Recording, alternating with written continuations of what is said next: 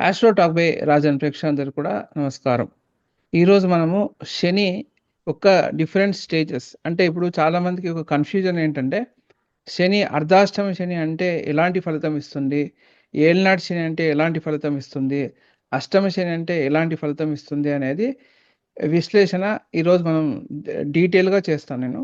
So, ఆఖరి వరకు కూడా వీడియో చూసే ప్రయత్నం అయితే చేయండి. ఎందుకంటే ఇది చాలా వరకు చాలా కన్‌ఫ్యూజన్స్ ఉన్నాయి. అర్ధాష్టమ శని వచ్చినప్పుడు ఎలాంటి ఫలితాలొస్తాయో, ఏలినాటి శని అంటే ఎలాంటి ఫలితాలిస్తాయో, అష్టమ శని అంటే ఎలాంటి ఫలితాలిస్తాయో అనేది చాలా కన్‌ఫ్యూజన్ అయితే ఉంది. సో, ఇవి 3 ఒకటేసారి నేను కవర్ చేయలేను. కాకపోతే ఒక్కొక్క 3 భాగాలుగా దీన్ని చేస్తాను. ఇప్పుడు మనం మొదటిగా అర్ధాష్టమ శని గురించి మనం తెలుసుకుందాం. ఇది అందరికి కూడా ఏదో ఒక కాలంలో వచ్చే తీరుతుంది లైఫ్‌లో. కాబట్టి దీని గురించి మీరు మొదటిగా తెలుసుకుంటే, దానికి సంబంధించిన పరిహారాలు చేసుకోవచ్చు. ఒక జాగ్రత్త అనేది మనం తీసుకోవచ్చనమాట. అయితే భయపడాల్సిన విషయాలు పెద్దగా భయపడాల్సిన విషయాలు ఏముండవు కానీ, మనం చేసే కర్మల్ని సూచిస్తూ ఉంటాడు శని. కాబట్టి మనము చేసిన కర్మలకి ఫలితాలు ఎలా ఇస్తూ ఉంటాడో, దాన్ని బట్టి మనము రెడీగా అంటే మనం మంచి కర్మలు చేసినట్టయితే ఖచ్చితంగా మనకి మంచివే వస్తూ ఉంటాయి. కర్మణ్యేవాధికారస్తే మా ఫలేషు కదాచన్ మా కర్మఫలహేతుర్భూర్మతే సంగోస్త్వ. సో, మనకి ప్రపంచంలో సృష్టి మొత్తం నడిచేది ఒక కేంద్రంగా ఒకటే పాలిసీ మీద నడుస్తుంటుంది. అంటే ఎలా అంటే నువ్వు ప్రపంచానికి ఏమిస్తున్నావో అదే నీకు మళ్ళీ అందుతూ ఉంటుంది. నువ్వు జనాలకి ఎలాగైతే చూసుకుంటూ ఉంటావో అదే విధంగా నీకు రివర్స్‌లో నీకు అందుతూ ఉంటుంది. కానీ ఒక మనకి ఇప్పుడు ప్రపంచంలో మనం చూస్తుంటే అందరూ గూడా అంటున్నారు. మోసం చేసే వాళ్ళందరూ బాగా బతుకుతున్నారండి. సో, ధర్మంగా ఉన్న వాళ్ళందరూ చాలా అవస్థ పడుతున్నారు అని జెప్పేసి ఒకటి చెప్తూ ఉంటారు. అయితే అది ఒక రకంగా మనం వాస్తవం అని చెప్పలేం కానీ, కాకపోతే ఏంటంటే, అధర్మానికి ఏందంటే ముందుగా పరువు ఎక్కువగా ఉంటుంది. ధర్మానికి పరువు చాలా తక్కువగా ఉంటుంది.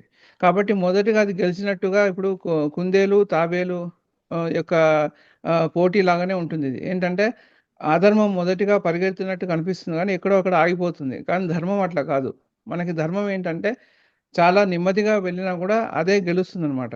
కాబట్టి దానికి ఓపిక అనేది చాలా అవసరం. ఇది మొదటిగా మనకుండాలి. అయితే మన జీవితకాలం ఓపిక పట్టిన లాస్ట్ వరకు మనం ఏం జూస్తామండి అనేది గూడా మళ్ళీ ఇంకో క్వెషన్ వస్తూ ఉంటుంది. అయితే ఒకటేందంటే ఇప్పుడు మన ధర్మాచరణ బట్టి రాబోయే జన్మ గూడా ఉంటుంది. అది గుర్తుపెట్టుకోండి. కాబట్టి ఇప్పుడు భయానో మనం కర్మ అనేది మంచే చేసి తీరాలి మనం. ఇది గుర్తుంటే మనకి జీవితం చాలా ఈజీగా ఉంటుంది.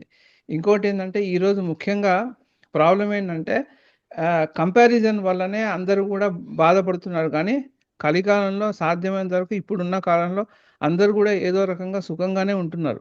కాకపోతే వాళ్ళ ఆశలు మీట్ అవ్వడం లే అంటే వాళ్ళ ఆశలకు తగ్గట్టుగా బతకలేకపోతున్నా అన్న తాపత్రయం తప్పించి, అందరికి కూడా తినడానికి తిండి, బట్ట వాళ్ళకి జీవితం అయితే గడుస్తుంది.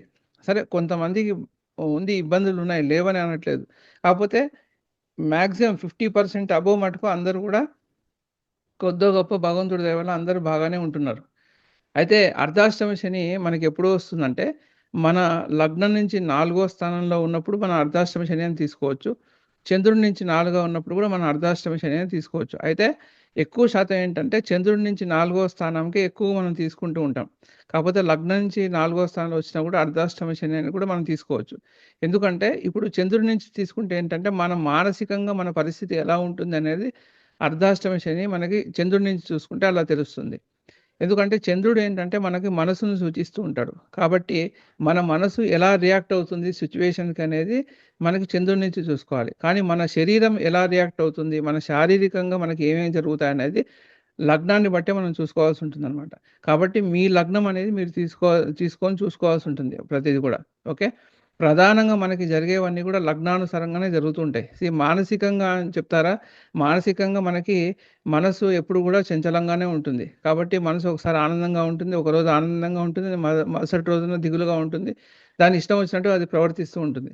కాబట్టి దీన్ని ప్రధానంగా మనం తీసుకొని చూసుకోలేము. కాకపోతే ఎవరైతే చాలా సెన్సిటివ్ ఉంటారో, చాలా సెన్సిటివ్‌గా ఉన్న వాళ్ళకి మటుకు మనసు ప్రభావం అయితే అన్ని చోట్ల ప్రభావితం అవుతూ ఉంటారు వాళ్ళు. కాబట్టి అందుకోసమే మెయిన్‌గా మన ఋషులందరూ కూడా ఎక్కువ శాతం ఫోకస్ చంద్రుడి మీద పెట్టి చూసుకుంటూ ఉన్నారు.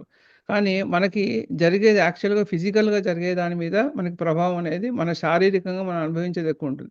ఇప్పుడు ఉదాహరణకి ఒక యాక్సిడెంట్ అయిందనుకోండి. మీకు రెండిటికి దెబ్బ తాకినట్టే. ఒక రకంగా మానసికంగా గూడా మనం కొంచెం దిగులు పడుతూ ఉంటాం. అదే విధంగా ఫిజికల్‌గా లగ్నం నుంచి చూసుకుంటే లగ్నానికి అంటే మన శరీరానికి దెబ్బ తాకినప్పుడు మన లగ్నం ఎఫెక్ట్ అయినట్టనమాట. కాబట్టి ఇక్కడ ఏంటంటే మనకి ఫిజికల్‌గా జరిగే దాని మీదే ఎక్కువ మనం చూస్తూ ఉంటాం యాక్చువల్‌గా అయితే. కాబట్టి ఋషులు మన జ్యోతిష్య గ్రంథాల్లో ఎక్కువ శాతం మటుకు మనకి లగ్నం నుంచి చెప్పుకోవడం అనేది ఎక్కువ చూసాం మనం. అన్ని గ్రంథాల్లోనే ఎక్కువ లగ్నం నుంచే చెప్తూ ఉంటారు. అయితే గోచార ఫలితాలు మటుకు ఎక్కువ చంద్రుడి నుంచి చెప్తూ ఉంటారనమాట. సో, ఇదొక కన్‌ఫ్యూజన్ ఇప్పుడు క్లియర్ అయిందనుకుంటాను. రెండిటి నుంచి కూడా చూసుకోవచ్చు. అయితే దీంట్లో ఏందంటే వీళ్ళ రెండిట్లో ఏది బలంగా పనిచేస్తుందని మనం చూడబోయే ఫలితాలను బట్టి మనం డిసైడ్ కావాలి. ఒకసారి కొంతమందికి చంద్రుడి నుంచి బాగా పనిచేస్తుంది.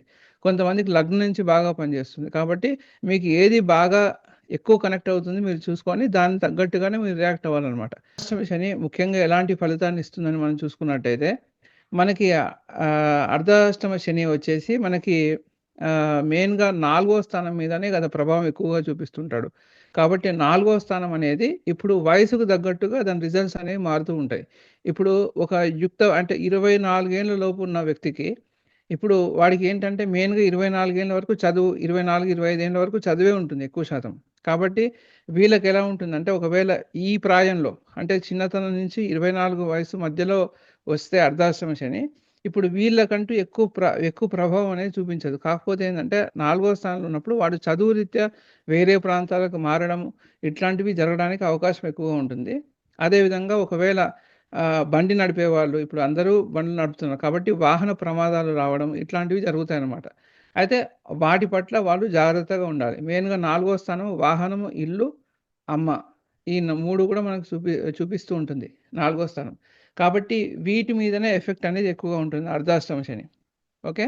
ఇప్పుడు లగ్నం నుంచి తీసుకున్నట్టయితే ఒకవేళ మీకు, మీకు శని 4 స్థానం మీద శని గోచరం అవుతున్నప్పుడు అంటే చంద్రుడి నుంచి గాని, లగ్నం నుంచి గాని ఒకవేళ అదే సమయంలో మీకు 4 స్థానంలో అంటే చంద్రుడి నుంచి 4 స్థానంలో కావచ్చు, లగ్నం నుంచి 4 స్థానం కావచ్చు. ఒకవేళ అక్కడ శని ఉన్నాడనుకోండి. అంటే అక్కడ శని ఉన్నాడనుకోండి ఒక రకమైన ఫలితం ఉంటుంది. కుజుడుంటే ఒక రకమైన ఫలితం ఉంటుంది. రాహు ఉంటే ఒక రకం అంటే అన్ని గ్రహాలు ఒక్కొక్క డిఫరెంట్ కాంబినేషన్‌లో వర్క్ చేస్తూ ఉంటుంది. ఇప్పుడు అందుకోసం ఈ వీడియో డీటెయిల్‌గా అని చెప్పాను నేను. ఇప్పుడు ఉదాహరణకి మీకు ఒక్కొక్క గ్రహంగా మనం చూసుకుంటుంటాం. ఒకవేళ లగ్నం నుంచి మీకు 4 స్థానంలో రవి ఉన్నాడనుకోండి. అప్పుడేంటంటే అంటే 4 స్థానంలో రవి ఉన్నాడు. దాని మీదుగా శని గోచారంలో వెళ్తూ ఉన్నాడనుకోండి. అప్పుడు మీకేంటంటే పేరు భంగం వాటిల్లే అవకాశం ఉంటుంది. అంటే అనవసరమైన కీర్తి ప్రతిష్టలు పోవడం గానీ, అంటే పోయేటట్టుగా పనులు మనం చేయడం వల్ల దానివల్ల మనకి కీర్తి ప్రతిష్టలు దెబ్బతినడం గావచ్చు. చదువుకునే పిల్లలకేంటంటే ఒకవేళ వాళ్ళు తుంటరి పనులేమైనా చేస్తే కాలేజీలో గానీ, చదువుకునే అక్కడ ఏదో ఒక విషయం మీద వాళ్ళు ఇరుక్కొని పోయి, అక్కడ వాళ్ళ పేరంతా చెడిపోవడం ఇట్లాంటివి జరగడానికి అవకాశం ఎక్కువగా ఉంటుంది. మెయిన్‌గా ఎప్పుడైతే రవితో మీదుగా అర్ధాష్టమ శని పోతున్నప్పుడు ఏమవుతుందంటే, పేరు ప్రతిష్టలు భంగం అవ్వడానికి ఎక్కువ అవకాశం అయితే ఉంటుందనమాట. ఇప్పుడు ఒకవేళ మనకి కుజుడి మీద వెళ్తున్నాడనుకోండి. ఇప్పుడేమవుతుందంటే వాళ్ళకి వాహన ప్రమాదాలు అవ్వడం గావచ్చు, లేకుంటే ఏదైనా స్థలం సంబంధించిన చిక్కులు గావచ్చు, పోలీస్ కేసులు గావచ్చు, ఇట్లాంటివి జరుగుతూ ఉంటాయి. తర్వాత అనారోగ్య సమస్యలు ఎదుర్కోవడం గావచ్చు, ఇట్లాంటివి అర్ధాష్టమ శని కుజుడి మీదుగా శని వెళ్తున్నప్పుడు జరగడానికి అవకాశం ఎక్కువ ఉంటుంది. అయితే ఈ భూమి సంబంధమైన చిక్కులు అనేవి మనం ఎప్పుడు చూస్తామంటే, వీళ్ళు ఎప్పుడైతే కొంచెం యుక్త వయస్సు నుంచి దాటి అంటే ఒక 30 నుంచి పైన దాటిన వాళ్ళకి ఒకవేళ చిన్న వయసు నుంచే వాళ్ళు బిజినెస్‌లో ఉంటే అంటే 24 ఏళ్ల నుంచే ఒకవేళ బిజినెస్‌లో దిగిపోయిండి లేకుంటే సంపాదన స్టార్ట్ అయ్యి వాళ్ళు ప్రాపర్టీస్ కొనడం ఇట్లాంటి వ్యవహారాలు అప్పటినుంచే స్టార్ట్ అయ్యుంటే వాళ్ళు అప్పుడు ఆ స ఆ అర్ధాష్టమ శని సమయంలో వాళ్ళు జాగ్రత్తగా ఉండాలి. తర్వాత ఈ సమయంలో ఒకవేళ కొత్త వాహనాలు కొనడం కావచ్చు, కొత్త ప్రాపర్టీ తీసుకోవడం అలాంటి సమయంలో కొన్ని చిక్కులు ఏర్పడుతూ ఉంటాయి. కానీ పనులవుతాయి. ఒకటేందంటే ఆ శని గురించి భయపడాల్సిన అవసరం అయితే లేదు. ఏందంటే మనకి 4 స్థానంలో వచ్చినప్పుడే చాలామంది ఇల్లు కొంటారు అదే టైంలో. చాలామంది వాహనాలు తీసుకుంటారు. కాబట్టి ఇక్కడ వయసు ప్రభావం మీద ఎక్కువగా ఆధారపడి ఉంటుంది. కానీ శనికి ఒక ప్రత్యేకమైన వయసు అనేది ఉందన్నమాట. ఆ వయసులో ప్రభావం అనేది ఎక్కువగా ఉంటుంది. 34 దాటిన తర్వాత 34 నుంచి 36 ఏట ఒకవేళ మీకుంటే అర్ధాష్టమి శని యొక్క తీవ్రత అనేది మీకు ఎక్కువగా కనిపిస్తుంది. అంటే తీవ్రత అంటే ఇక్కడ మీరు నెగెటివ్ సెన్స్‌లోనే తీసుకోనవసరం లేదు. అది పాజిటివ్ సెన్స్‌లో కూడా మీరు తీసుకోవచ్చు. ఒకవేళ ఆ సమయంలో మీకు అర్ధాష్టమ శని వస్తే అనుకోకుండా పెద్దగా ప్రాపర్టీ మీరు కొనడం కావచ్చు, లేకుంటే ఇల్లు దాటి దూరంగా వెళ్ళి వృత్తిపరంగా దూరంగా వెళ్ళి ఉండడం కావచ్చు, మంచి అవకాశాలు రావడం రావచ్చు. ఇట్లాంటివన్నీ కూడా జరగడానికి అవకాశం ఎక్కువ ఉంటుంది. ఒకవేళ మీకు 4వ స్థానంలో రాహు ఉన్నట్టయితే, రాహు మీద నుంచి శని గోచరం అవుతుంటే, ఆ సమయంలో మీరు వృత్తిపరంగా మీకు ఉద్యోగం వచ్చి, దానివల్ల మీరు బయటికి వెళ్ళాల్సిన పరిస్థితి. అంటే ఇల్లుకి దూరంగా వెళ్ళి వృత్తి సాగించాల్సిన అవసరం అయితే మీకు పడుతుందనమాట ఆ టైంలో. సో, ఇట్లా రాహు మీద గోచారం అవుతున్నప్పుడు శని. అయితే మీకు 4వ స్థానంలో రాహు ఉండి, దాని మీద నుంచి గోచారం అవుతున్నప్పుడు. సో, ఇట్లా అనమాట. తర్వాత ఒకవేళ 4వ స్థానంలో కేతు ఉన్నాడు. కేతు మీద నుంచి శని గోచారం అవుతున్నాడనుకోండి.